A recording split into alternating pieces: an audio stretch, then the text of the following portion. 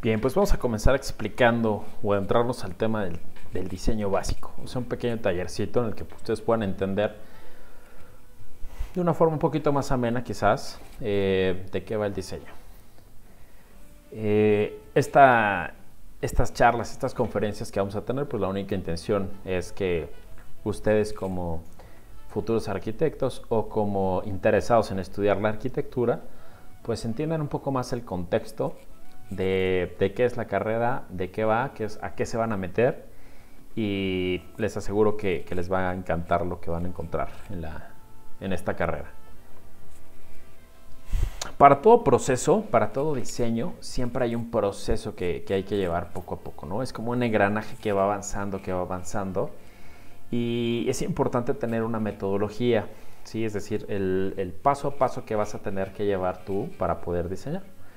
Y es que es justamente en esta parte donde la mayoría de los que están estudiando arquitectura o de aquellos que están estudiando cualquier carrera de diseño se quedan en blanco, ¿no? Quieren bajar a proyectar ideas y de pronto, ¡pum!, no saben qué hacer.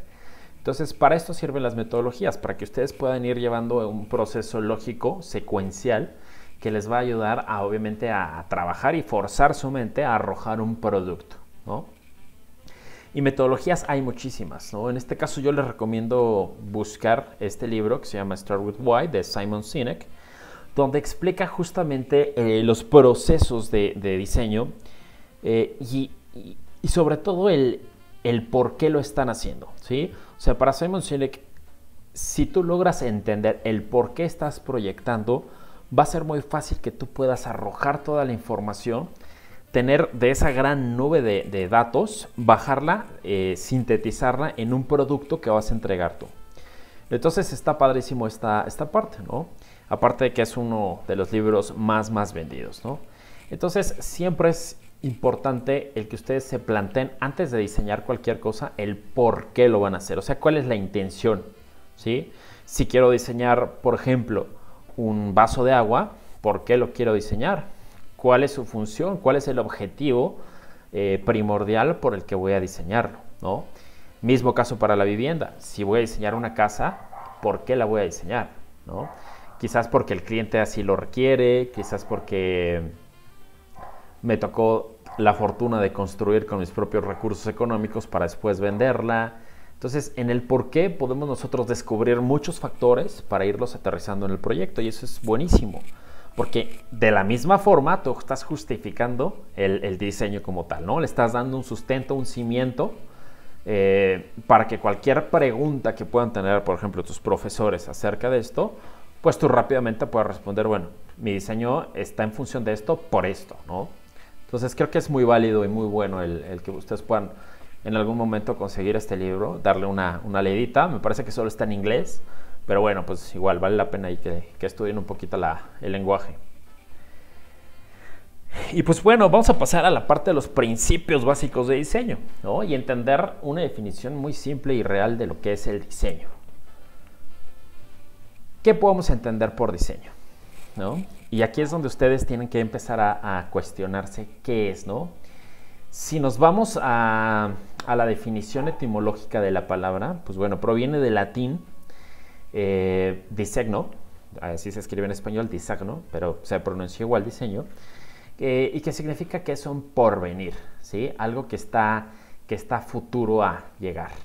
Entonces, bajo esa perspectiva, nosotros podemos entender al diseño como una visión, ¿no?, que atraviesa dimensionalmente y temporalmente y que va a aterrizar justamente quizás en un boceto, quizás en un dibujo, pero que les va a servir a ustedes para poder explicar esto que tienen en la mente, ¿no? Entonces, bueno, aquí les explico justamente esto, ¿no? Proviene de latín, es un designio, algo que está por llegar, ¿no? Es algo que es el porvenir. Entonces, fíjense qué interesante, es una visión representada gráficamente del futuro. O sea, algo que todavía no existe, como puede ser una casa en un terreno baldío, yo lo estoy imaginando. Entonces, mi mente en automático está trabajando y está generando una visión del futuro, de algo que no existe, pero que muy seguramente a través de mis capacidades y de un sistema, un procedimiento constructivo, pues va a llegar a realizarse, ¿no? A diferencia de lo que ya se ha hecho, ¿no? A lo que vamos a llamar obra, ¿no? Entonces, todas aquellas esculturas, todas aquellas casas y edificios que ya existen, pues le vamos a llamar obra porque pues ya está realizada, ¿no? Es una obra terminada. Entonces, el diseño también es algo que podemos definir como algo que está por hacerse, ¿no? Es un proyecto, es una proyección del futuro. Por eso también nosotros en la arquitectura llamamos proyectos, ¿no? Vamos a hacer un proyecto arquitectónico, una proyección de algo que va a pasar aun cuando todavía no está, ¿sí? Entonces, fíjense qué interesante, ¿no? Cómo fuimos desmenuzando el origen de la palabra y para poder entender realmente qué significa, ¿no? Ahora, ¿por qué es importante diseñar? Bueno, creo que esta es parte de lo que mencionábamos hace un momento, del por qué diseñar. Entonces, vamos a encontrar que se presentan problemas en la vida cotidiana, todos los días, que van a requerir soluciones, ¿no? Soluciones bien pensadas que van a buscar justamente satisfacer las demandas. Entonces, el diseño siempre van a ser de una inspiración natural del hombre, ¿sí? Para poder plasmar sus ideas, ya sea en un boceto, y el cual lo va a ir puliendo, o sea, va a ir diseñando y diseñando y diseñando hasta llegar a tener el producto final, ¿no? Entonces, el diseñador es bien importante que tenga como una aptitud ser un guerrero, ¿no? Es decir, poder enfrentarse al mundo con sus complejidades y sacar lo mejor de él. Entonces, aquí el esquema es muy sencillo. A una problemática encontramos una solución.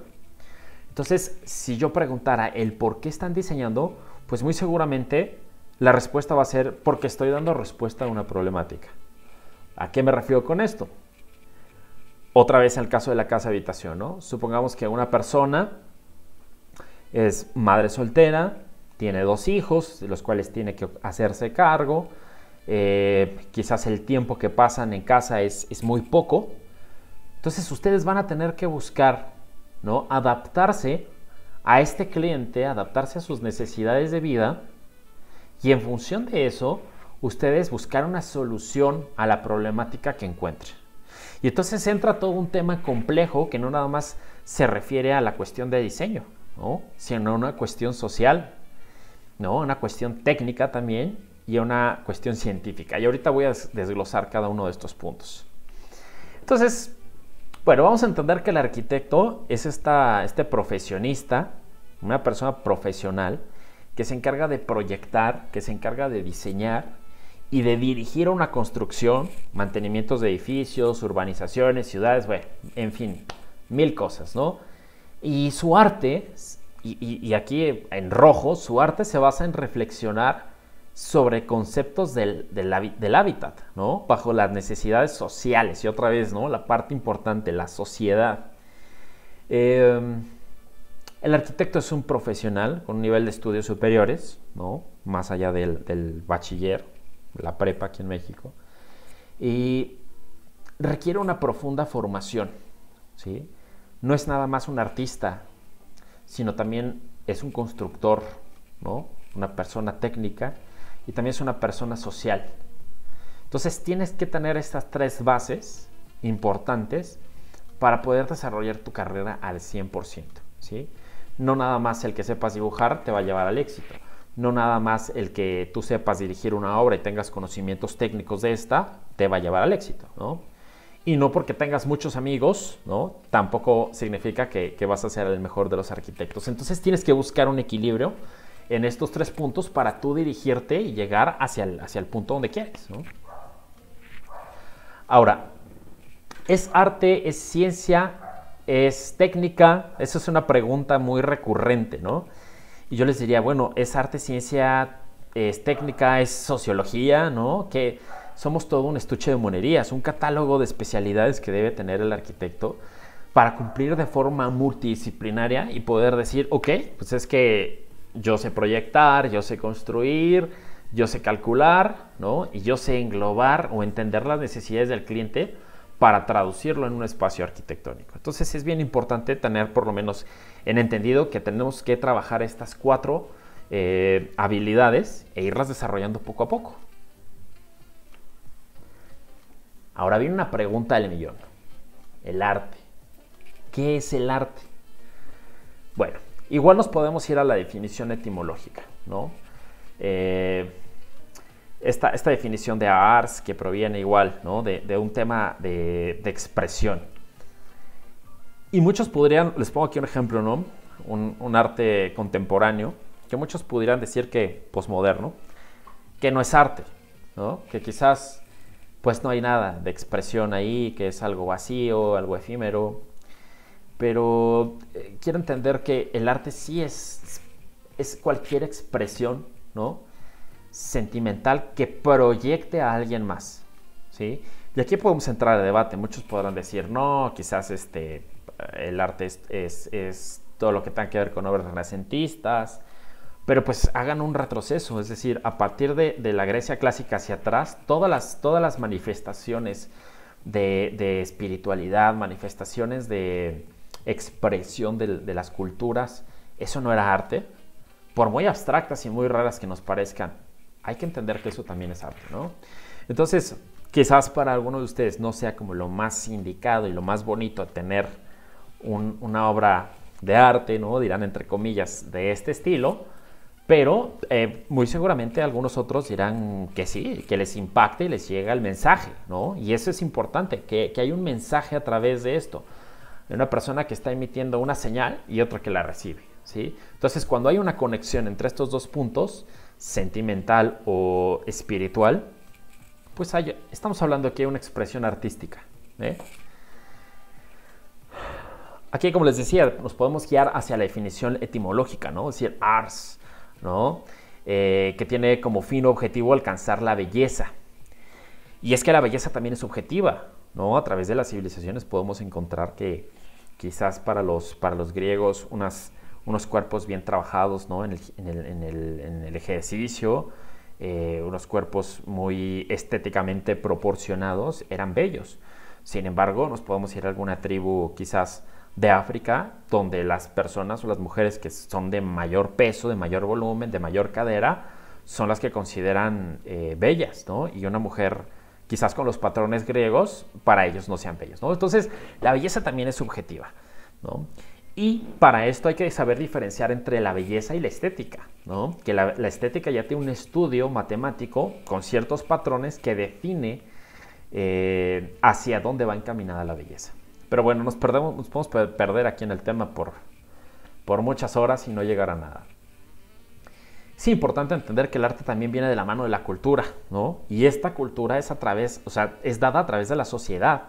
Y otra vez la sociedad entra aquí nuevamente a explicar de qué estamos hablando, ¿no? Entonces, el arte, pues, pudiera ser que no es subjetivo porque no depende de un sujeto para su interpretación, sino bien puede comunicar por sí mismo la forma de su esencia, ¿no? Y esto también puede ser contradictorio, ¿no? Oye, me estás diciendo que sí es subjetivo porque depende de la interpretación que le damos, pero también si ese arte, aunque tú lo veas por donde lo veas, te está transmitiendo un mensaje, en automático no se vuelve subjetivo, sino el mismo mensaje como tal es artístico y te está dando a entender, ¿no? Habla por sí solo.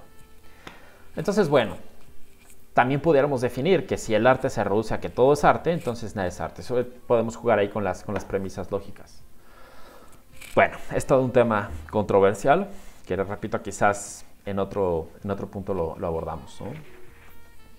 Y el arte en el tiempo ha sido cambiante, ¿no? Quizás el arte que para los renacentistas era el boom, quizás para nosotros ya no lo sea tanto. O quizás para 3 generaciones adelante tenga un significado de mucho mayor peso. No lo sé, el arte en el tiempo va cambiando y se va adaptando justamente a las necesidades sociales. No es como que el arte surja porque sí. Es decir, lleva siempre un contexto enmarcado por parte de la sociedad para definir hacia dónde va.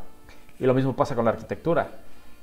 Porque tenemos tantos movimientos o tantos cambios arquitectónicos a través del tiempo, pues bueno, si se ponen a analizar, va regido justamente por cambios políticos, económicos, sociales, que van haciendo que la misma forma de habitar el espacio vaya cambiando. Podemos ver la escultura, ¿no? Estas esculturas igual de un estilo barroco, sumamente impresionantes, pulidos, tallados a la perfección, muy diferentes quizás a las obras o las esculturas que encontramos hoy en día, ¿no? Pero bueno, cada una de ellas tenemos que analizarlas desde su contexto. No podemos comparar una obra del año 1500 con una obra actual en cuanto a técnica, porque quizás en la actualidad no nos importa la técnica, quizás estamos buscando que el mensaje sea otro tipo. Y quizás en esta época, en la época barroca, sí se buscaba justamente el expresar algo para que la iglesia demostrara un poder adquisitivo, un poder en la sociedad. Entonces, bueno, no podemos tampoco criticar, ¿no? Desde nuestra postura, ningún movimiento artístico. Creo que eso es importante recalcarlo. Ahora, también es técnica, la arquitectura también es técnica, pero ¿por qué técnica, no? O sea, muchos pudieran entender que la técnica es solo el trazo de los planos, ¿no? Que tengas muy buena técnica quizás en el dibujo. Y por ahí algo tiene que ver, ¿no? Hay un pensador alemán que se llama Oswald Spengler, buenísimo, tiene un libro que se llama La decadencia de Occidente, que nos hace entender la historia a través de un elemento cíclico y no lineal, como estamos acostumbrados a verlo, ¿no? Que trazamos nuestra línea del tiempo y esto pasó en esta época, esto en esta otra. Oswald Spengler nos dice que no, el tiempo es cíclico, ¿sí? Lo que pasó hace 50 años muy seguramente se van a repetir en otros 50 y así sucesivamente. Y mientras no aprendamos del pasado, pues vamos a seguir cometiendo los mismos errores. Entonces, este mismo pensador Spengler nos dice que la técnica es la forma más primitiva del hombre para poder superarse, ¿sí? Y facilita su vida cotidiana. Se obtiene por medio del esfuerzo y la constante práctica. Entonces yo aquí pongo un ejemplo bien interesante de los mamuts y de los cazadores cavernícolas, de cómo cada uno de estos personajes, uno de estos cavernícolas, a través del tiempo buscó técnicas mejores o peores para poder mejorar el poder cazar al mamut, ¿sí? Quizás comenzaron primero arrojando piedras y vio que eso no tuvo resultado. Luego quizás piedras afiladas y ya le hicieron más daño al mamut. Luego lanzas. Entonces fueron ideando técnicas, ¿sí? Procesos de mejoramiento continuo a través del tiempo para poder atrapar a los mamuts. Entonces nosotros también estamos inmersos en un proceso de constante aprendizaje para mejorar la técnica, para ofertar y dar un producto cada vez mejor, más pulido. Otro ejemplo, si tú quizás no dibujes tan bien, puede ser que a través del tiempo, a través de la constancia, el constante esfuerzo y la práctica, puedas llegar a desarrollar un muy buen dibujo, un muy buen sketch, un muy buen boceto, ¿sí? Pero aquí es importante recalcar esto, ¿no? O sea, es un esfuerzo constante y de práctica. Y habrá alguno de ustedes lo traiga de forma innata, que nació y desde los 3, 4 años ya saben dibujar. Bueno, qué fantástico, aprovéchenlo. Pero aquellos que no, a través de este proceso de técnica pueden lograrlo.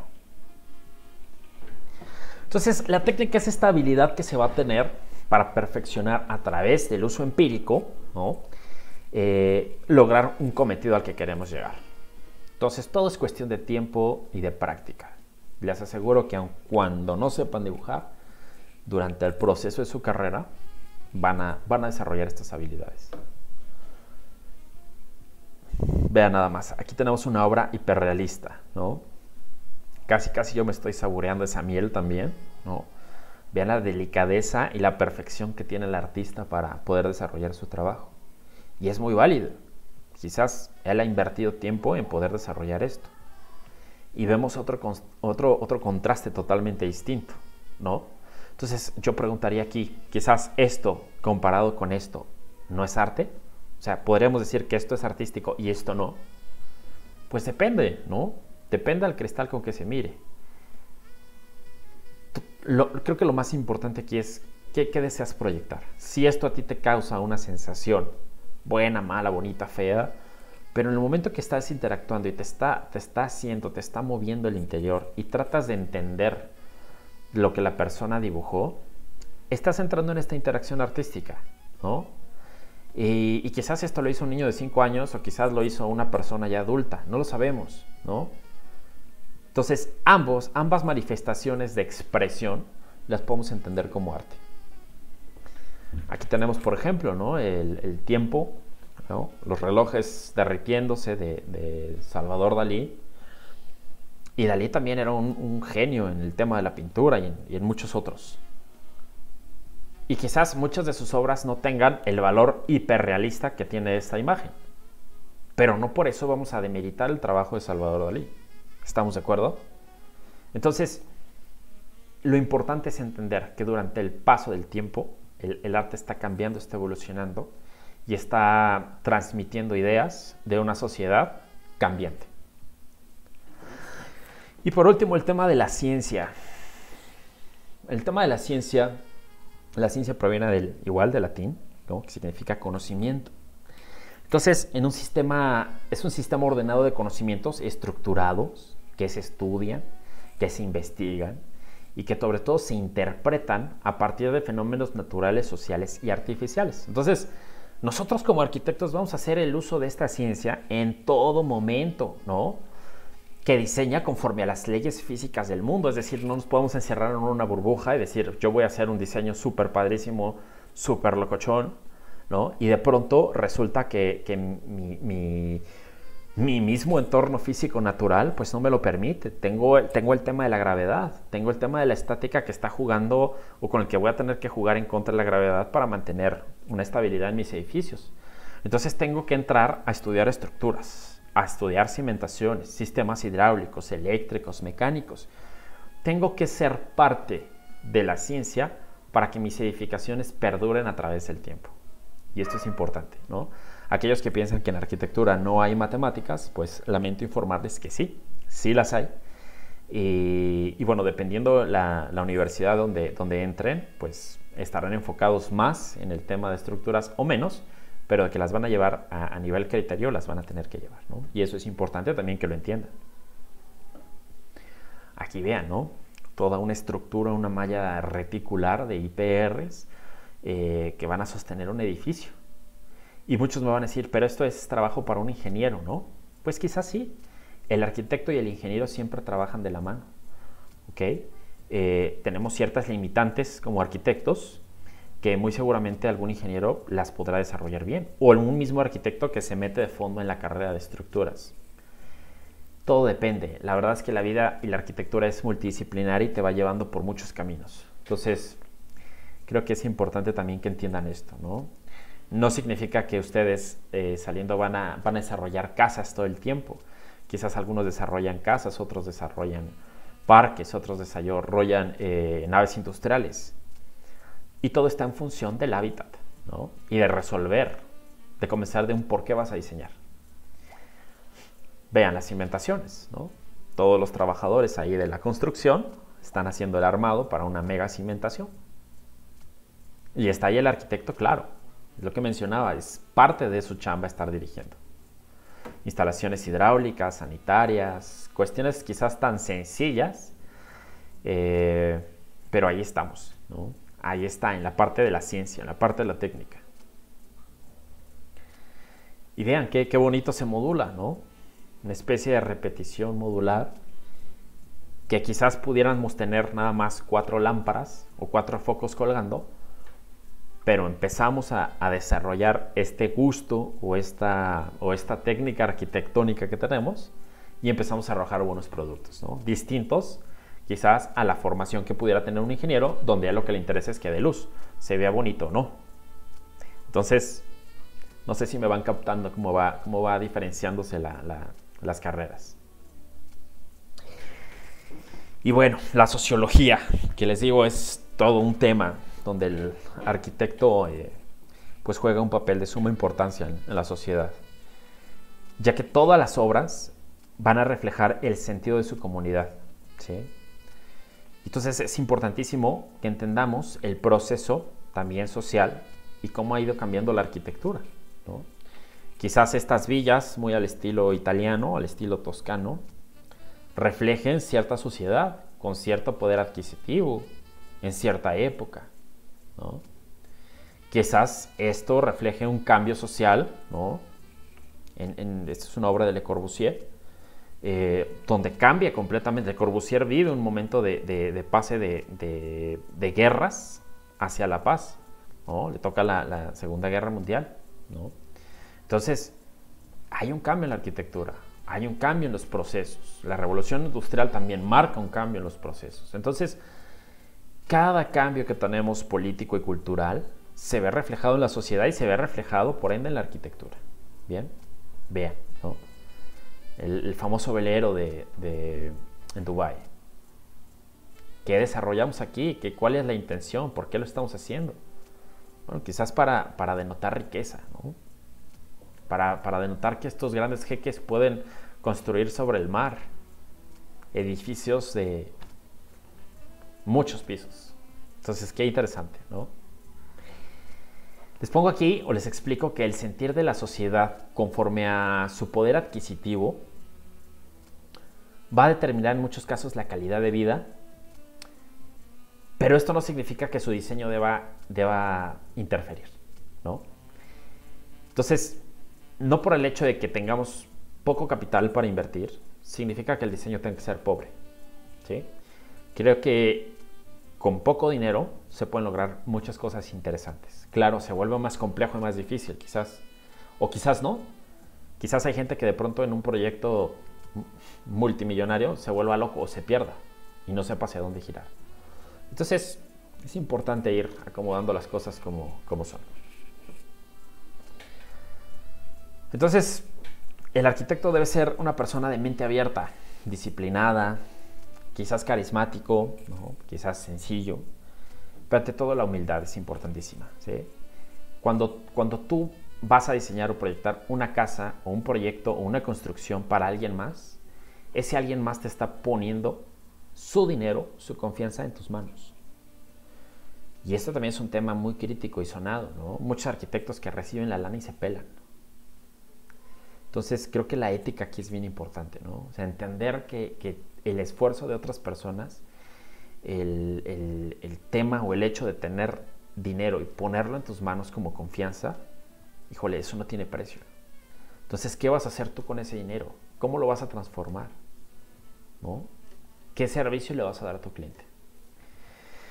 Entonces, es importante entender esta parte. El arquitecto no va a diseñar para sí mismo, ¿no? O quizás sí en algún punto ya más inmobiliario, más en un tema pues de real estate, quizás sí, ¿no? Yo diseño, yo proyecto y vendo mis obras. Está bien, pero por lo general trabajas para alguien más, ¿sí? Tienes un cliente al cual vas a satisfacerle sus necesidades a través de un espacio arquitectónico.